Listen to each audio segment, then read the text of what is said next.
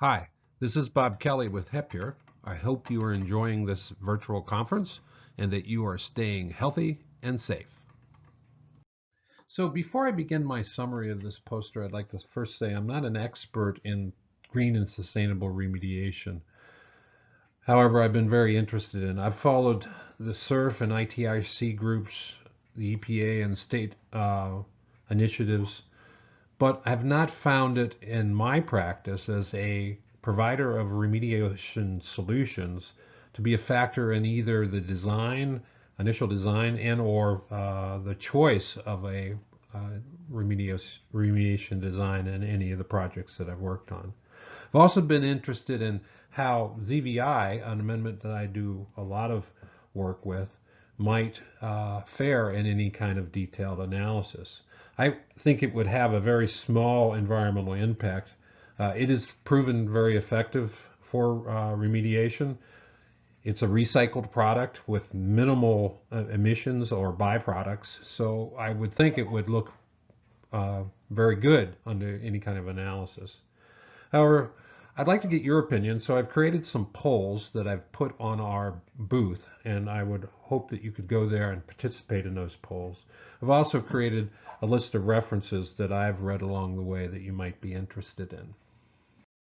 As I read through the ITRC description of the steps and levels of evaluation of best management practice for green and sustainable remediation, I realized in the lower levels, which are sometimes, I think, considered like a minimal evaluation and a more detailed evaluation in level 2, and then a final evaluation in level 3, that the lower levels in which you're looking at things like using a local contractor and reducing noise and recycle and not leaving the truck on when you're working in the field, or in second level evaluations where you might get into greenhouse gases or the amount of solid waste that's produced or cost and things like that.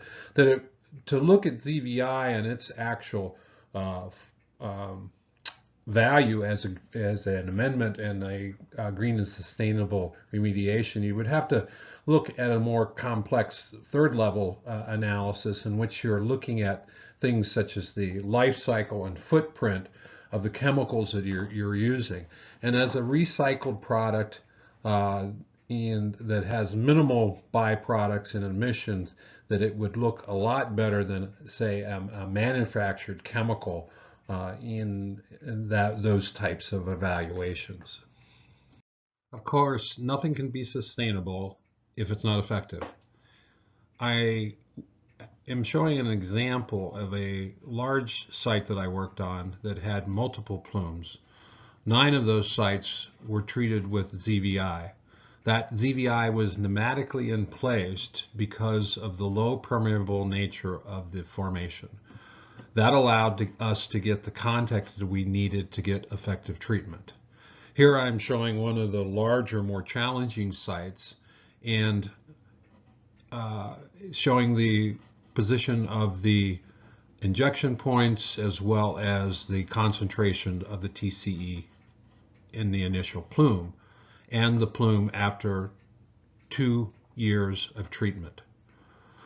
On the site, more than 90% reduction was seen in all treated plumes, and all sites are either in a remediation in place mode or are being closed. So to conclude, first, I think that ZVI is, of course, an effective treatment for chlorinated solvents and other contaminants. But what I think a lot of people don't realize is how green and sustainable it can be also.